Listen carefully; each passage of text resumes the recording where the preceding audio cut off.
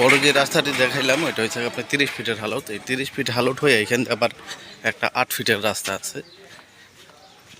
আমি এরপর একটু বাম দিকে ঢুকবো আর কি। এখান থেকেও একটা 8 ফিটের রাস্তা আর কি। এখানে সামনে সুয়ারেজের লাইনের কাজ চলতেছে। সুয়ারেজের লাইন কাজ চলতেছে।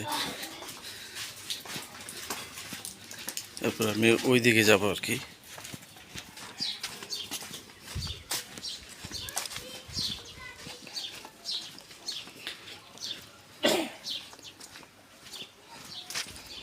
এখান থেকে সামনেই আপনার 1% উপরে 2 তলা বাড়ি।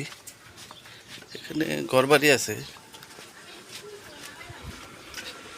দোকানপাট করেও খাইতে পারবেন আর কি। এটা খোলামুর আটি বাজার থেকে এতে 5 মিনিট লাগবে আপনার।